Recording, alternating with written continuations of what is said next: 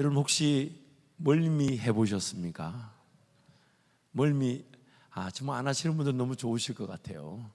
멀미 참 저는 너무 안타까운 게 저도 멀미를 하는데 제 아내도 멀미가 심해가지고 우리는 차나 비행기나 배를 타면 누구라고 먼저 할 거 없이 먼저 잡니다.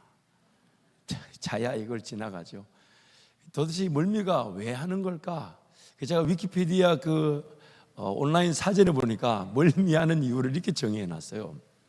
멀미는 불규칙한 움직임에 대한 신체 반응으로 우리 몸이 불규칙하게 움직일 때 그 움직임이 뇌의 방골이관 뇌 림프에게 전달되어 그 비정상적인 진동이 뇌 구토중추에 전해져 일어난다. 또한 자동차 등의 탈 것에서의 비동적인 움직임은 뇌의 눈, 관절과 인대를 통해 신호로 뇌에 전달되는데 서로 다른 신호들이 어울리지 않고 상반될 때 멀미가 나타날 수 있다. 예를 들면 배를 타고 바다를 바라보고 있으면 눈은 파도의 움직임을, 뇌는 배의 움직임을 신호로 뇌에 보내게 되는데 이 신호가 상반될 때 멀미가 일어난다. 그러니까 내 보는 거, 내가 느끼는 거, 내 듣는 거 서로 신호가 각기 다르다 보니까 어지러움증이 생기고 구토 증상이 나오는 거죠. 또 방금 읽었던 그 내용 중에서 인상적인 것이 피동적일 때 어디로 가는지 모르고 왜 가는지 모르고 끌려갈 때 멀미가 난답니다. 참 저는 제 인생에 좋은 동반자는 아니지만은 피할 수 없는 동반자로 멀미와 가깝습니다. 제가 멀미의 전문가가 된 것은 연구를 했다기보다는 많이 당했기 때문인데 어릴 적부터 안 해본 게 없어요. 멀리 산을 봐라, 눈 감고 있어라, 책 보면 안 된다. 또 먹을 수 있는 약, 할 수 있는 약은 다 해봤어요. 이런 손가락만한 병, 그 멀미약 기억나십니까? 그거 먹고 또 어느 날 먹었더니 멀미가 심해서 어머니가 속을 깨끗이 비우고 먹어가지고 차 타기 전에 2끼 금식하고 그리고 먹었는데 먹는데 토했어요. 그 약이 그게 얼마나 비린지. 거기다가 처방전 약을 먹고 안 돼요. 심지어 기 뒤에 붙이는 게 나왔어. 그래가지고 기 뒤에 붙였더니 안 돼. 아주 혹시 몰라 2개를 붙였더니 안 돼. 3개를 붙였더니 어지러워. 정말. 그리고 이번에 제가 지난 겨울에 여러분 라오스 단기선교를 갔잖아요. 라오스 단기선교 갔더니 그 산 꼭대기를 비포장도로로 얼마나. 그래가지고 1톤 우리나라로 치면 이게 현대 트럭인 것 같은데 1톤 트럭에 뒤에 매달려가지고 이래가지고 내가 다시는 여기 안 오는데 또 왔다 이러면서 내가 여기 안 온다고 몇 번 내게 또 왔다 이러면서 끌려가 올라가는데 1시간을 조금 올라가는 길인데 그 비포장도에 흔들리니까 제가 멀미가 나는 거예요. 그래가지고 도저히 못 참아가지고 그 집사님께 부탁해서 그 차를 세웠어요. 그리고 내려서 멀미를 했는데 아니 그 차에 타던 그 안모 집사님 그 멀미하는 걸 영상으로 찍어가지고 나중에 아프리카 지구 수요 예배 때 단기선교 보고 영상에 마치 제 멀미가 다큐멘터리처럼 이렇게 그걸 보고 있더라고. 나 보고 깜짝 놀랐네. 나는 저 누군가 했더니 제가 내려가지고 이렇게 그 보이지 말아야 될 그거를 뒤에서 찍어가지고 마치 그런데 더 충격적인 게 몇 분이 그걸 보고 저한테 와서 목사님 진짜로 멀미하시대. 그럼 제가 가짜로 한다 할까 봐요. 근데 더 상처가 되는 거는 덩치는 산만한데 멀미한. 여러분 덩치와 멀미가 관계가 없어요. 오히려 제 기안의 내의가는 여러분보다 더 크지 않을까요? 더 많이 흔들리지 않을까요? 덩치가 크니까. 그래서 멀미하면 저는 차만 멀미하는 줄 알고 세상에 해군을 가서 죽을 뻔했습니다. 배를 타는데 완전히 세상과 나는 간곳 없고 오직 천국 가고 싶은 생각밖에 안 들어요. 그 배가 막 올라갔다 내려갔다가 제가 군대를 제대하고 나서 돈을 벌 거라고 소위 말하는 그 연안에 이제 그 고기잡이 배죠. 대꼬리 배라 그러는데 그걸 이제 보름을 계약하고 탔어요. 이제 해군도 갔다 왔고 배도 탔으니 또 멀미는 좀 하더라도 돈을 벌어야 되는데 배가 제일 그 임금이 높더라고요. 15일 동안 일주일 동안 울었습니다. 그리고 거리상으로 볼 때는 이렇게 나오는 것보다 뒤로가 빠를 것 같은데 이렇게 나오는 건 너무너무 힘들었어요. 정말 들을 게 있는 자만 들었을 것이면, 정말 멀미를 안 해본 분은 그 고통이 뭔지는 몰라요. 그래서 별 연구를 다 해봐도 멀미를 이길 수가 없어요. 근데 멀미를 이기는 방법은 딱 한 가지밖에 없어요. 잠을 자는 것도 사실 멀미를 이기지는 못해요. 제가 2015년에 그 우간다, 우리 청년들이 단기 선교 가서 우간다 갔다가 그 아디스아바바에서 LA로 그 논스톱 한 번도 서지 않고 직행으로 가는 비행기를 탔는데 세계에서 최장거리예요. 16시간 40분. 그때 제가 뭐 하루 4-5시간 잘 때인데 그 비행기 16시간 40분이 얼마나 좋아요. 푹 잤어요. 와, 제가 그렇게 길게 잠은 적이, 푹 잤더니 7시간을 한 번도 안 깨고 잤는데 깨보니까 9시간이 남았어요. 그래도 비행기는 좀 덜하죠. 오고 가고 이렇게 통로도 있고 또 화장실도 갈 수 있고 서서 움직일 수 있는 건 덜한데, 이 멀미를 아무리 잔다 해도 잠 깨면 또 멀미가 심해요.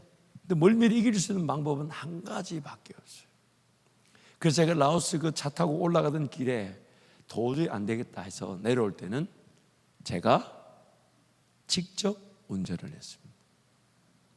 멀미를 이길 수 있는 방법은 그 자동차나 그 배나 할 수만 있던 그 비행기를, 조종관을 내가 직접 잡는 겁니다. 처음에 제가 운전하겠다니까 라오스 주민들이 불신의 눈으로 저를 쳐다봤어요. 저 외국인이 한 번도 운전해보지 않은 길을 운전한다니까. 근데 아이고, 여러분 도저히 다시 올라가는 것보다 내려가는 게 멀미가 훨씬 심합니다. 여러분 놀라지 마세요. 저는 산을 타고 내려올 때도 멀미했었어요. 제 발로 걸어오는데 그만큼 제가 멀미가, 또 그 눈빛, 덩치는 산만한데 그 눈빛. 근데 제가 운전하고 내려오니까, 나중에 운전하고 내려오는 그 길 1시간을 넘게 운전하는데도 길을 한 번도 걸어가 보지 않았고, 산이 비탈지고 뭐 그 비포장 도로고 관계없어요. 저에게는 조금 위험 부담이 있었지만 멀미는 사라졌어요. 여러분, 인생도 여정이기 때문에 길을 걸어가야 됩니다. 그리고 그 인생에도 멀미가 있다는 걸 아십니까?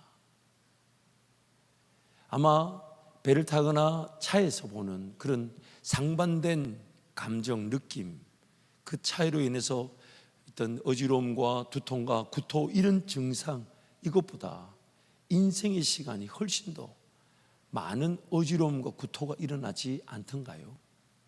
만약 여러분이 지금 삶을 살아가는데 인생이 아무것도 하기 싫고 귀찮고 나를 내버려 두시오, 건들지 마시오, 이건 지금 멀미하는 거예요.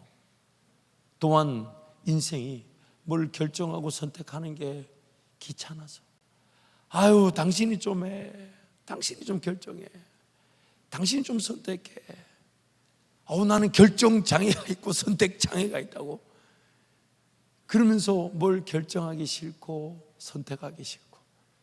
근데 또 너무 가슴이 아픈 게, 어떤 부인이, 집사님이 저한테, 목사님 저 사람이 평상시에는 조용한 듯 보이잖아요. 그래서 저보고 결정 다 해놓고 한 번씩 이상한 결정하면 뻥뻥 터뜨립니다. 돈을 막 수억을 깬다든지, 아니 500원짜리 1000원짜리는 결정 못한다고 벌벌 떨면서 나 쓸데없는 데 투자해가지고 1억이 그냥 날아가고 2억이 그냥 날아간다면서 가슴 아파. 근데 여러분, 웃자고 한 건데 너무 진지하면 이상하잖아요. 저는 그 말 듣고 웃었는데 여러분, 너무 일상에서 많이 보시는 모양이네. 근데 만약 여러분 지금 여러분 인생길 어디로 가고 있는지 모르겠고, 내가 지금 직장에서 일을 하지만 내 이 직장 일을 정말 빨리 끝내고 싶고, 안 하고 싶고, 좀 편하게 노년에 내가 뭐 화려하거나 부하게 살겠다는 건 아니지만 그냥 새끼밥만 먹고 좀 쉬었으면 좋겠다. 내 인생이 지금, 내 직장이, 내 삶이 왜 사는지 모르겠다. 내가 지금 뭐 하고 있는지 모르겠다. 그런데 이거라도 안 하면 삶이 안 되니까 할 수 없이 이거라도 한다. 그리고 빨리 20년 30년 지나서 은퇴하고 난 다음에 그냥 좀 삶을 좀 이렇게 안주하면서 그 삶을 마무리하고 싶다. 그렇다면 인생 멀미하고 있습니다. 만약 여러분의 삶에 뭔가 계획이 없고 가슴이 뛸 만큼의 꿈이 없고 하나님 그분에 대한 사모함이나 갈급함이 없다면 인생 자체가 멀미당한 겁니다. 멀미당한 겁니다. 그러나 안 살면 안 되니 인생이라는 그 배에 올라 있긴 합니다.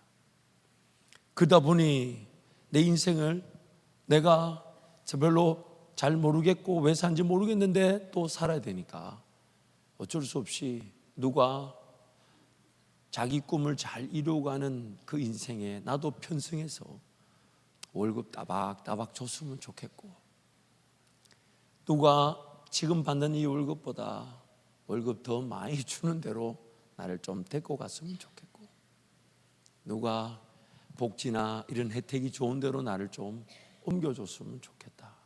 물론 자기 실력과 능력에 따라 인생이 인정받아 그런 어떤 샐러리의 급여가 올라간다든지 복지 혜택이 주어지는 것은 감사한 일이지만 돈을 벌기 위해 뭔가 좀 더 편하기 위해 그것 자체가 목적이 되어 인생을 쓰고 있다면 내가 꾸어야 될 꿈을 난 잘 모르겠고 누군가가 꿈을 잘 꾸고 인생 멋지게 산다고 하니, 그러나 내가 그 꿈에 누군가의 꿈에 소모품처럼 거기에 올라서서 그래서 거기서 월급 주는 대로 일다 보니 여러분 멀미가 날까요 안 날까요? 멀미가 날까요 안 날까요? 삶이 행복을 논할 수 있을까요 없을까요? 만사가 다 귀찮습니다. 안 살고 싶고 근데 안 살면 안 되고, 인생이 가장 큰 위험이 뭐냐면 어느 순간 내가 인생의 핸들을 붙잡고 한번 살려고 해봤더니 호되게 당하기도 하고 어렵기도 하고 만만하지 않아서 자기 인생의 배의 키를 놓아버립니다.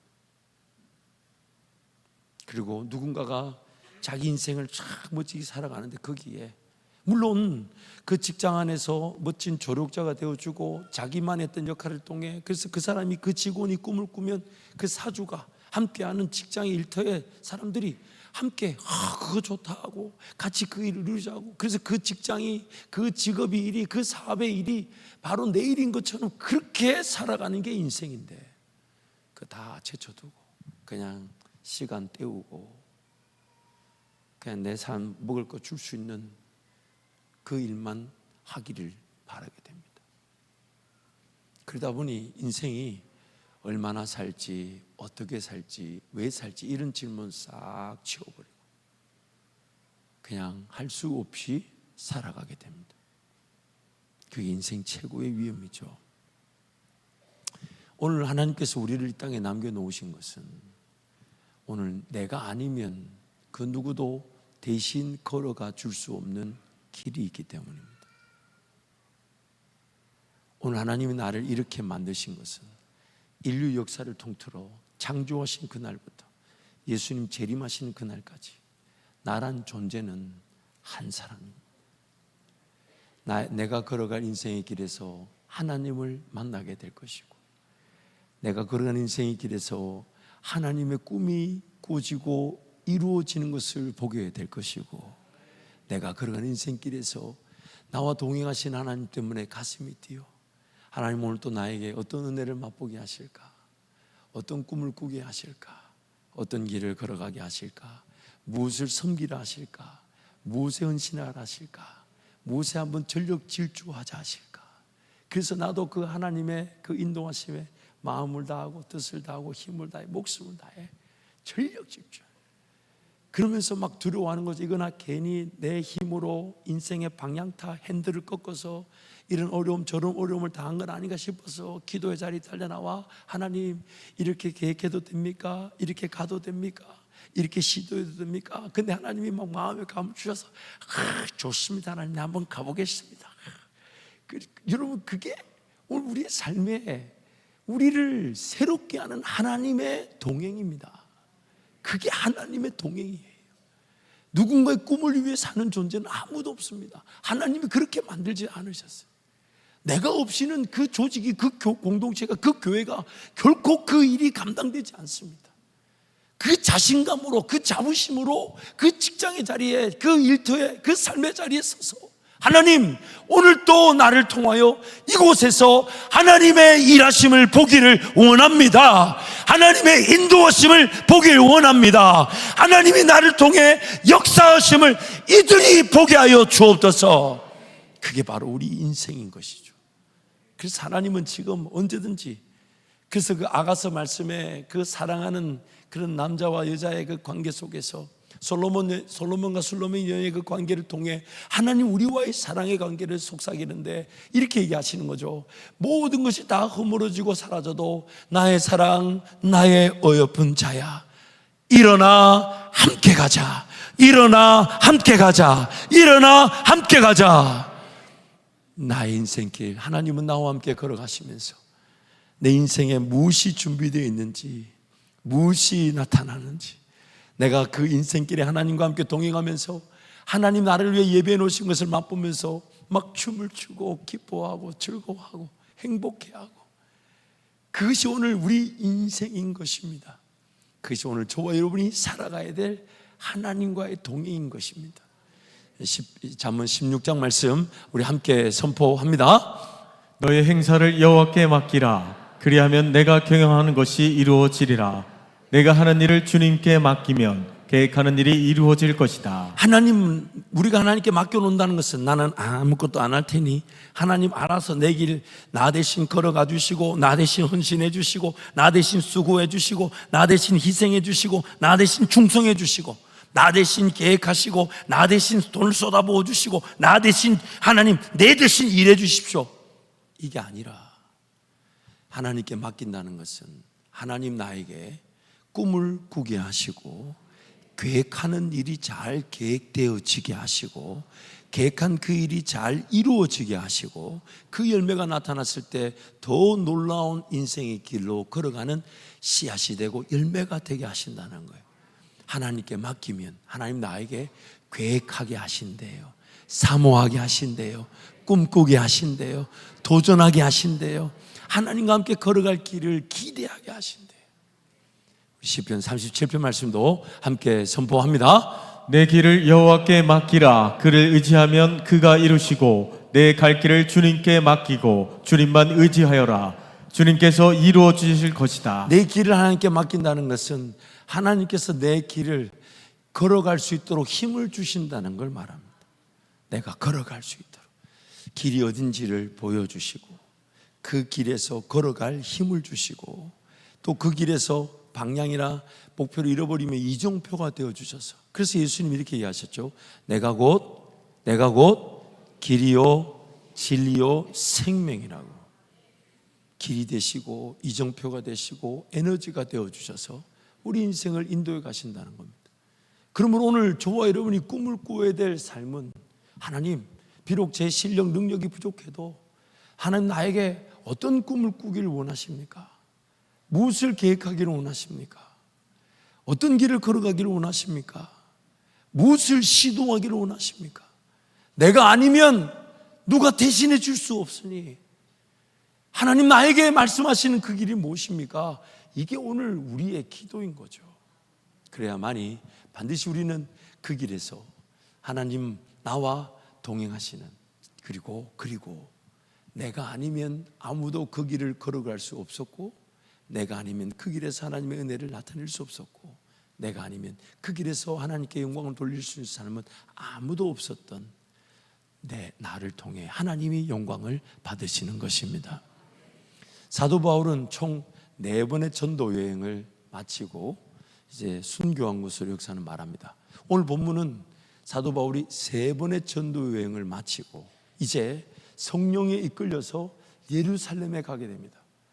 그래서 예루살렘에 가지만 그 예루살렘에 가면 어떤 위기, 위험, 핍박, 환난, 죽음이 위험이 있는지 사도 바울이 모르지 않아요. 왜냐하면 사도 바울이 원래 예수님을 죽였던 자들과 한패가 되어 예수님을 따르는 자들을 잡아내고 핍박했던 사람이었는데, 예수님을 만나 이제 원래 예수를 따르는 자들을 핍박했던 무리에게 완전한 대적이 되어버렸어요. 제일 큰 걸림돌이 되어버렸어요. 예수를 따르는 자보다 예수를 따르는 자들을 핍박하던 자가 예수 따르는 자가 됐다는 것이 그 유대인들에게는 사도 바울이 제1호 대적이 되어버린 것이죠. 근데 그 예수님을 따르는 자들, 핍박하던 자들의 본산지인 예루살렘으로 성령께서 가자 하십니다. 그러니까 성령께서 가자 하시니까 사도 바울도 거기 가면 자기가 어떤 위험과 어려움을 당할지 모르잖아요. 또한 가는 길에 그 전도여행 마치고 예루살렘으로 가려고 하는데 가는 길에 성도들이 만나면서 기도하는 중에 사도 바울, 지금 예루살렘에 가면 엄청난 어려움이 있습니다. 가지 말라고. 사도 바울도 알죠. 심지어 예언하는 자들이 나타나서 사도 바울의 그 허리띠를 들면서 이 띠 인자가 예루살렘에서 엄청난 핍박과 환난을 당할 것이라고 예언도 합니다. 사도 바울이 모르지 않아요. 하지만 사도 바울이 이렇게 고백하죠. 사도행전 20장 22절 24절 함께 선포합니다. 보라, 이제 나는 성령에 매여 예루살렘으로 가는데 거기서 무슨 일을 당할는지 알지 못하노라. 오직 성령이 각 성에서 내게 증언하여 결박과 환난이 나를 기다린다 하시나, 내가 달려갈 길과 주 예수께 받은 사명 곧 하나님의 은혜의 복음을 증언하는 일을 마치려 하면은 나의 생명조차 조금도 귀한 것으로 여기지 아니하노라. 자신도 안다는 겁니다. 그 예루살렘에 가면 큰 핍박과 환난이 기다리고 있다는 걸 안답니다. 그런데 가는 이유가 이 한 가지라요. 보라, 이제 내가 성령에 매여.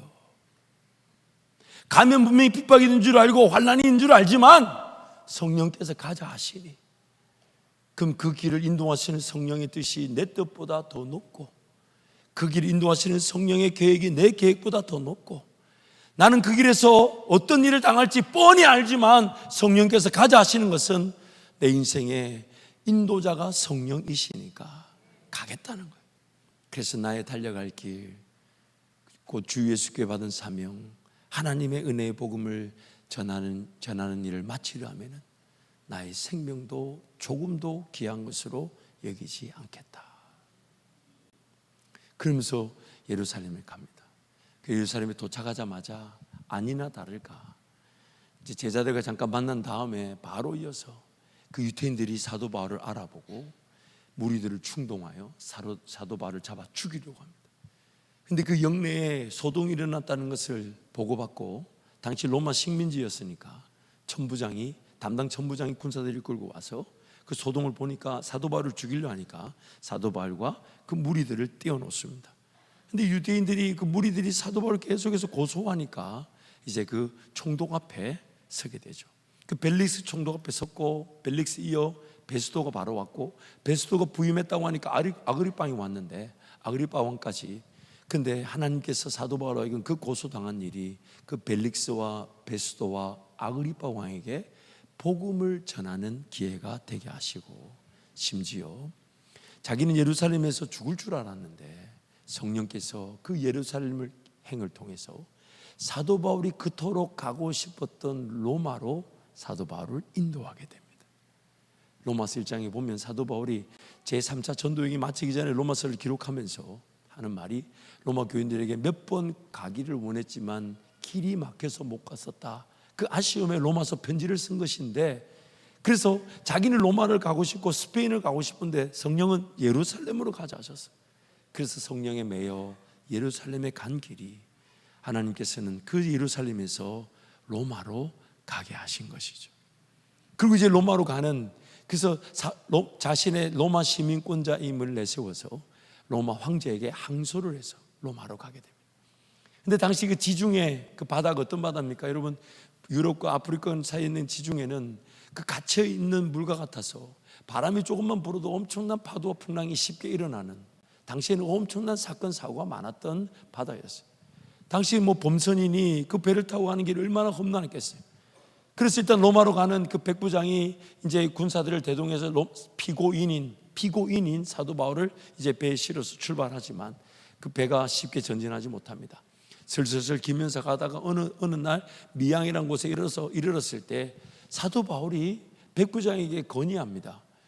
지금 우리가 이대로 다시 항해를 나가면 어려울 수가 있으니 항해를 하지 않는 게 좋겠다. 항해하게 되면 엄청난 타격과 손해를 입게 될 것이다. 그래서 오늘 읽지 않았지만 본문 10절 11절에 사도 바울이 그렇게 백부장이 건의하는 거예요. 10절 11절 함께 선포합니다.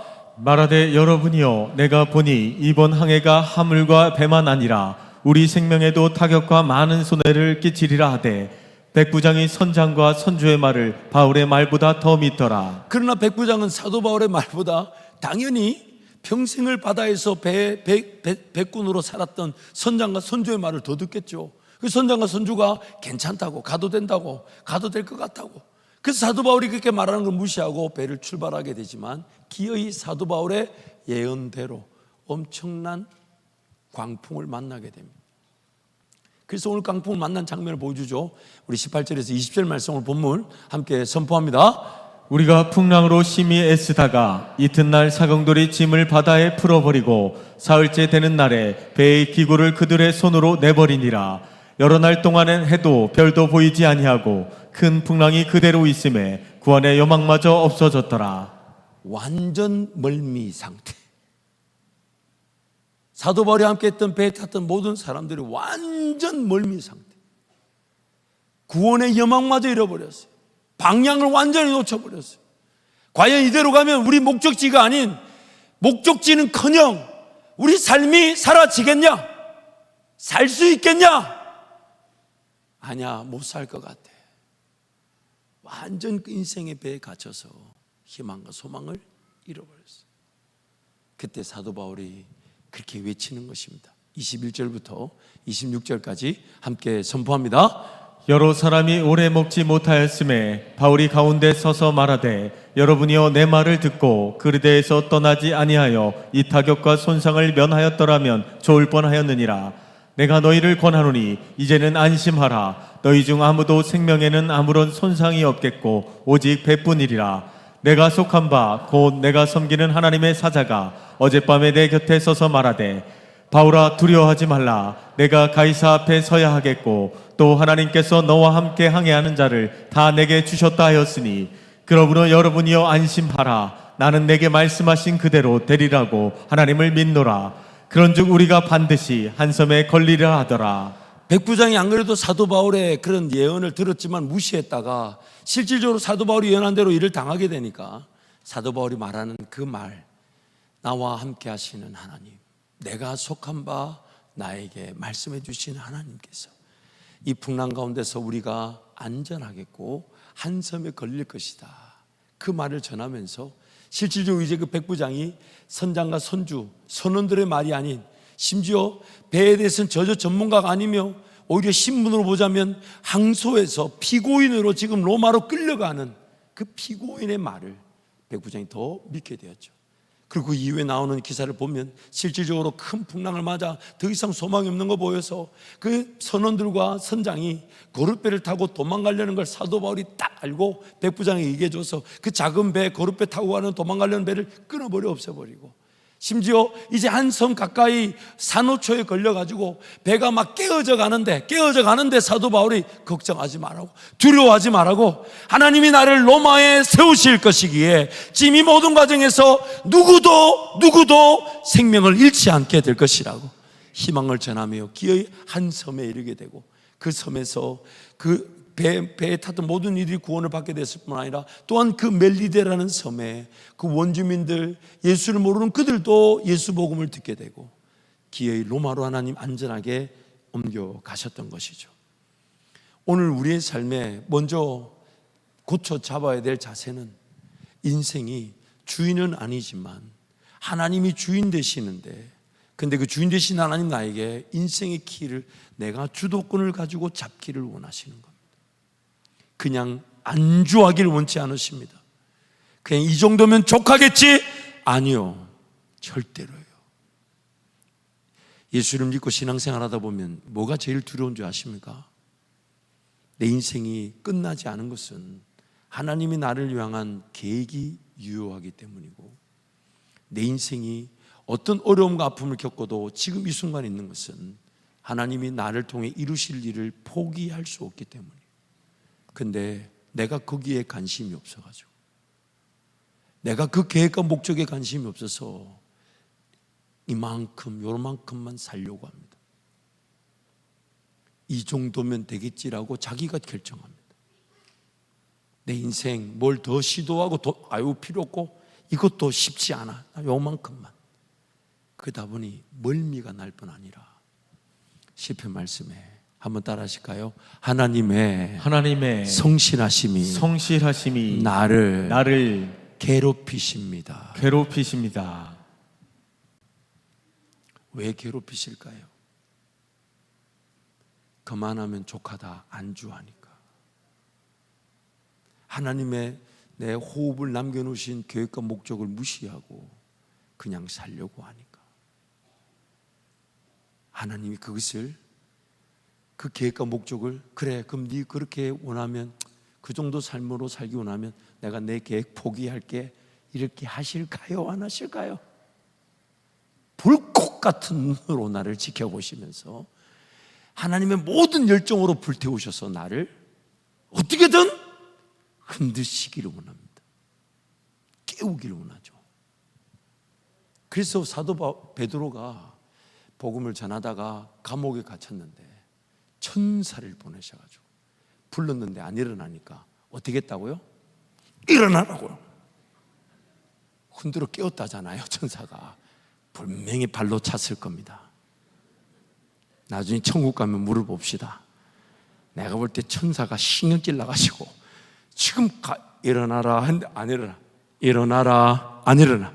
일어나라 안 일어나. 나는 여기가 좋사오니, 그 감옥에 이러고 있으니 그걸 어떻게 했겠어요? 일어나라니까. 하나님의 성실하심이 나를 깨우십니다. 참 아멘하기 싫지요. 이미 우리는 멀미를 수도 없이 당했습니다. 왜 이런 일이 일어났을까? 왜 힘들까? 왜 어려울까? 나는 지금 제대로 가고 있는 거 맞나? 이거 사는 게 이렇게 살아도 되나? 정말 이렇게 길을 간다고 가도 되나? 아니 안 가도 되나? 이미 우리는 수도 없이 멀미를 당했습니다. 왜냐하면 인생의 길을 하나님께서 잡게 하시고, 그 길을 잡은 대로 자로 가자 하시면 자로 가고, 우로 가자 하시면 우로 가야 되는데 안 가려고 했던 거예요. 그래서 멀미를 당했던 것입니다. 그러나 내 인생에 하나님 나를 이 땅에 호흡하게 하신 목적이 있기에 하나님, 오늘도 하나님을 경험하기를 원합니다. 만나보기를 원합니다. 하나님 어떻게 살아계십니까? 어떤 은혜를 주기를 원하시고, 그 하나님의 그 능력을 맛보기를 원하고, 하나님의 기적을 보기를 원하나? 매일매일 기적이면 좋겠지만 그리 안 해도 내가 하나님을 기대하며 하나님을 의지합니다. 하나님, 오늘도 내 삶의 인도자가 되어주셔서 평범한 삶 같지만 그 삶 속에 예배와 기도자가 되게 하시든, 그토록 인내하며 기다렸던 꿈이 나타나든 비전이 나타나든 그 역사를 나타내시든, 나는 하나님을 기다립니다. 하나님을 따라가기를 원합니다. 하나님을 의지하기를 원합니다. 그때 여러분이 속한 그 일터, 그 직장 사업에서, 또 가정에서, 왜냐하면 세상은요 끊임없이 흔들리고 있죠. 누구도 한 치 앞을 제대로 예상하지 못합니다. 아무리 기술이 발전하고 아무리 살기 좋은 사회라 해도 세상은 갈 바를 알지 못합니다. 마지못해 사는 거지, 열심히 살아 자신들의 부와 권력과 명예, 자신들의 어떤 이익을 위해 사는 거지, 아무도 그 어디가 종착점인지 왜 가는지 모른 채 삽니다. 그 가운데 오늘 하나님은 저와 여러분, 하나님께 삶을 맡겨드려 인생을 하나님과 동행하면서 수고할 기회에 수고하고, 희생할 기회에 희생하고, 충성할 기회에 충성해서 하나님 그분이 원하시는 일에 나부터 가장 가슴 뛰어가면서, 나부터 행복해하면서, 나부터 즐거워하면서, 정말 이렇게 아멘이 4번이 지나갔는데 한 번도 안 하는 거는 언제 하시려고 그러는 거? 집에 가서도 하는 거. 집에 또 다시 나부터 가슴이 뛰게 하시고, 나부터 뜨거워지게 하시고, 나부터 생각만 해도 행복한 거, 생각만 해도 행복. 그때 하나님, 제 삶을 그렇게 하나님께 맡겨드리기를 원합니다. 비록 내 삶이 사도 바울처럼 피고인으로 그 배 안에 일반 선원도 아니고 일반인도 아닌 피고인으로 쇠사슬에 매인 사신처럼 부자연스럽고 내가 내 발언하기도 쉽지 않고 내 말을 아무도 안 들어줄 것처럼 보여도 살아계신 하나님이 나와 함께 하시기에, 살아계신 하나님이 나에게 말씀하여 주실 것이기에, 하나님이 나에게 미래의 꿈을 꾸게 하실 것이기에, 내가 속한 공동체에서 그 하나님을 소개하는 기회, 이 기회가 우리 평생의 자랑이 되는 것이에요. 여러분의 직장 일터는 바로 그런 하나님의 사람인 여러분을 지금 기다리고 있는 것입니다. 과연 잘 될까 안 될까, 괜찮을까 안 괜찮을까. 그런데 그 말단 직원에 불과한 한 성도가, 사장님, 제가 사장님을 위해서 기도하고 있습니다. 사장님, 이 회사에서 제가 비록 말단이라도 제가 더 충성해 드릴게요. 제가 더 수고할게요. 제가 더 헌신할게요. 여러분, 그 얼마나, 그 말만 해도 얼마나 그 듣기 좋은 말입니까? 그렇지 않아요?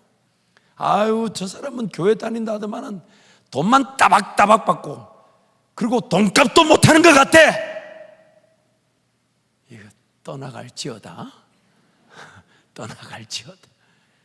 더 헌신하려고. 내 받은 게 아니라 내가 속한 고기가 지금 갈 바를 알지 못하는 배가 풍랑에 휘둘리는 것 같은 그런 배와 같은 상황임을 늘 기억하고, 내가 속한 하나님께서 나에게 말씀하여 주시고, 나를 통해 희망을 전하게 하시고, 나를 통해 소망을 전하게 하시고, 나를 통해 하나님의 인도하심을 자랑하게 하실 때, 우리는 오늘 그곳에서 사업이든 직장이든 간에 하나님의 희망을 전하는 자 되게 되는 것입니다. 사랑하는 성도 여러분, 인생 내버려 두면 흘러 떠내려가서 멀미합니다. 재미가 없어요. 피곤해요. 지쳐요. 빨리 은퇴하고 싶고, 빨리 그만두고 싶고. 그러나 하나님이 그렇게 내버려 두지 않으십니다. 않으십니다. 그러므로 오늘 정신을, 앞으로도 이러면 교회 와서도 내가 세상에서도 열심히 살다 왔는데 교회 왔더니 뭘 좀 하라는데 김지자 좀 시키고 박건사 좀 시키고 저 인간 시키고, 나는 건들지 마시오. 아니죠. 지금 세상에서 힘들었으니 교회 와서 내가 더 주님을 사랑하도록 헌신하고 수고하고 더 사랑하려고 하고 더 섬기려고 하고 더 희생하려고 하고, 그때 나에게 힘이 주어져 세상을 이길 힘을 얻게 되는 것이지, 세상에서 지쳤다고 교회에서 손 내려놓으면 교회에서 하나님을 어떻게 만날 겁니까? 나에게 주신 은혜를 누가 대신 받아줄 겁니까? 내가 꾼 꿈을 다른 사람이 꾸고 내가 그걸 안 꿔도 되는 겁니까? 아무리 열심히 살아본들 하나님을 만나지 못하면 아무 소용이 없어요. 그런데 여러분, 좀 지쳐도 교회 와서, 내가 속한 공동체잖아요. 여러분, 저는 2부 때는 말 못했습니다만은 제가 데이트할 때도 그냥 데이트 안 했어요. 자매들이 날 싫다 해도 그 순간에 최선을 다했어요. 왜? 내 시간이거든. 지 나를 마음에 안 들어한다 해도, 만나고 커피 마시는 시간도 지가 나에게 마음에 안 들어도 내 시간인데, 내가 즐거워하고 내가 기뻐하고 내가 행복해야 되는 거지. 그리고 외모로 판단하는 것들은 떠나갈지어다. 속으로만 겉으로 얘기 안 했어요. 속으로 얘기하고 아들이 그 외모로 보대. 근데 여러분, 언제든지 내가 속한 공동체에서 내가 거기서 더 헌신하려고 하고 희생하려고 하는 것은 다름 아닌 내 삶이잖아요. 나에게 하는 길을 맡겨놓으셨잖아요. 내가 너에게 천국 열쇠를 주노니 너희가 매면 하늘에서도 매일 것이고 풀면 하늘에서도 풀린다고. 그 길을 들고 가만히 있을 수 없습니다. 자꾸만 시도해보고 헌신해보고 투자해보고, 그러나 그것이 어떤 헛된 잘못된 투자가 될까 두려워 기도하며 하나님께 물어보고 기다려보고 하나님을 인내하는 것이 우리가 신앙생활하는 이유인 것입니다. 그래서 여러분, 교회 안에서도 자꾸만 새가족이든 헌가족이 아니고 새가족이든 기존 가족이든 간에 기존 가족이든 다 교회 안에서 뭘 좀 더 하려고 하고. 왜요? 그것이 저와 여러분이 함께 우리 공동체를 더 가치 있게 만들어가고, 우리가 드리는 예배가 더 예배다워지고, 그렇잖아요. 막 성가대가 얼마나 잘하십니까? 근데 각자의 삶의 자리에서 좀 더 연습하려고 하고, 성가대 오면 미리 간식도 돌아가면서 좀 더 살려고 하고, 목캔디라도 하나 더 나눠주기, 목캔디 먹어도 되나 모르겠네. 어쨌든 그런 거. 근데 그 작은 하나의 가치가 모두가 그렇게 함께 헌신하고 수고한다면 얼마나 큰 열매가 맺혀지겠습니까? 왜? 내가 속한 공동체니까. 내가 속한 공동체이기 때문에 내가 뭔가 수혜를 받고자 함이라기보다는 나부터 적극적으로 뛰어들어서 찾아 일을 하려고 하고 헌신하려고 할 때 그게 멋있는 사람, 멋있는 공동체인 거죠. 더군다나 여러분의 담임 목사는 성격이 참 온화하고 부드럽지만 조금 빠르긴 합니다. 아니, 이렇게 잘 모르시는 분들이 있어서, 여러분 저하고 대화를 해보시면 제가 열이다는 걸 금방 알 수가 있어요. 소리 내서 웃을 일이 아니에요. 제가 열입니다. 우리 장로님들 좀 얘기를 좀 해주세요. 제가 목사가 얼마나 열인지. 근데 이게 성격이 급하니 여러분, 이렇게 우리 성도들과 함께 이제 뭔가 탁 전진해야 되는데, 만약에 목사 저기 또 어디로 가고, 옛날 어디 선교지 갔더니 옆에 있는 장로님이 막 기도하는데 이런 기도를 하더라. 하나님, 우리 김종진 담임 목사 은혜 받지 않게 해주십시오. 은혜 받으면 또 일 저지르고 또 선교 사고 꿈을 꾸고 돈이 많이 들어갈 것 같고, 하나님 은혜 받지 않게 해주십시오. 그러나 여러분, 함께 걸어갈 길에서 우리가 함께 걸어가지 않으면 하나님의 기적과 능력을 볼 수 있는 곳은 한 군데도 한 사람도 없습니다. 오늘 저와 아무리 열심히 최선을 다해 예배드리는데도 우리의 섬김이 바깥으로 사랑이 흘러가지 않고, 나라와 민족을 깨우기 위해 봉사하지 않고, 이 나라 이 민족 북한 땅을 위해 기도하며 헌신하지 않으면 우리 예배가 이렇게 지켜지겠습니까? 아니요. 가슴이 뜰 만큼 함께 꿈을 꾸고 함께 비전을 가지고, 그래서 제가 좀 느리게 가더라도 제대로 가야 된다고 늘 기도하는 거예요. 이제 제가 저희 교회 온 지 10년이 지났습니다. 근데도 아직도 새 목사 해주시니까 아가 워낙 신선하다 보니까 이게. 근데 보세요, 이제 저는 그런 기대감을 가집니다. 물론 아직도 마치 여러분 경운기 아십니까? 이게 바깥은 농기계 있잖아요. 경운기. 요즘은 전자동으로 이렇게 시동을 켰는데, 옛날에 경운기 시동을 켜려면 앞에 엔진에다가 이게 고리 같은 걸 끼워가지고 이게 핑 이렇게 돌려야 돼요. 돌리면 이게 돌리다가 이게 좀 달리게 받으면 탱 하면 그 옆에 여기 연기 나오는 데서 까만 그게 통통통통통통 이러면서 이게 신동이 걸리는데, 저는 지금 이게 거의 다 돌았다고 확신합니다. 우리 교회가.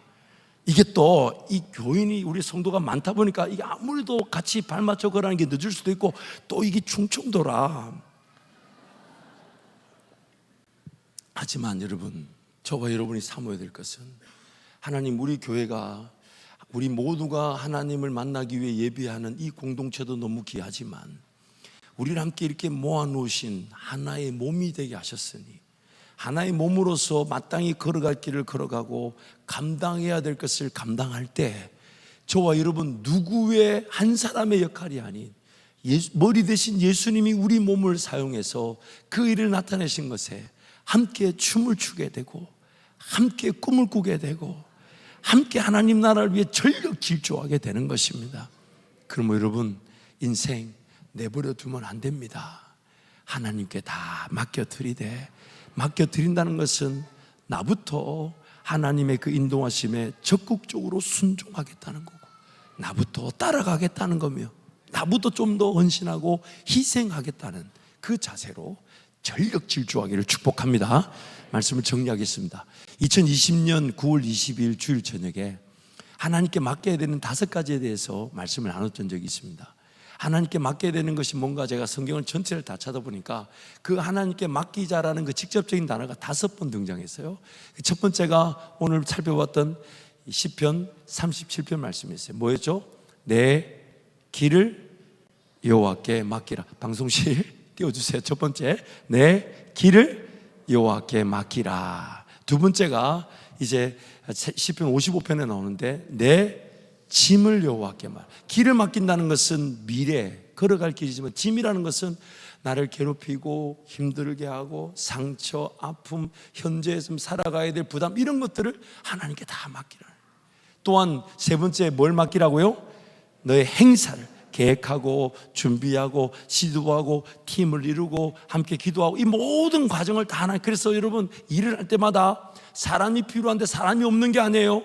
나의 기도로 사람들이 세워지게 되는 것이지. 행사를 여호와께 맡기라.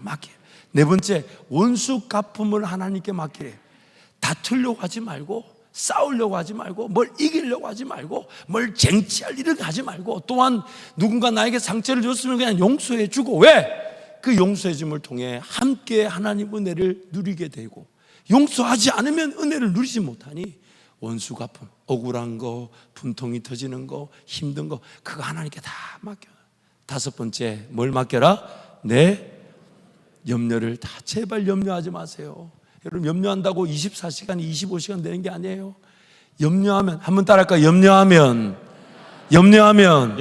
나만 손해다. 염려하면 나만 힘들다. 염려 말고 기도하자.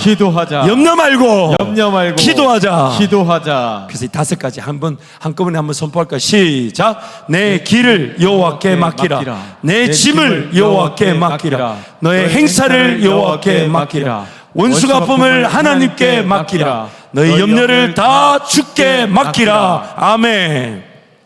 마지막 성화 하나 보여주시죠. 이런 그림 많이 보셨을 거예요. 작가가 누군지 미상이라 그래요. 그래서 아무나 인쇄해서 쓰시는 것 같아요. 여러분 멋있지 않나요? 어떤 풍랑과 파도, 문제 어려움이 일어나도 내 뒤에 주님이 나를 붙잡고 계셔서 내가 너와 함께하고 있다.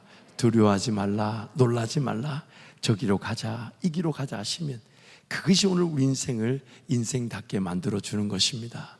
그렇다면 오늘 우리의 그런 삶의 초점은 파도와 풍랑, 문제와 씨름하기보단 심지어 그 배 안에서 뭘 갖추고 그 배 안에서 여러분 때가 되면 그 문제를 당하면 배의 기구들을 다 소용없어요. 그동안 내가 20년, 30년 전문적으로 살았던 그 모든 그거 다 필요 없어요. 다 던지게 돼요. 아무 소망이 없어요. 그러므로 오늘 우리 인생은 반드시 하나님께 맡겨져야 됩니다. 하나님께 드려져야 되는 것입니다. 하나님께 내어드려야 되는 것입니다. 그럼 하나님께서 길이 필요하면 길을 보여주시고 길이 없으면 길을 만들어주시고 그 길을 걸어갈 힘을 주셔서 반드시 우리로 하여금 하나님 한 분으로 가슴이 뛰게 만드실 것입니다. 그 하나님께 다 맡겨드리십시다. 함께 찬양할까요? 나의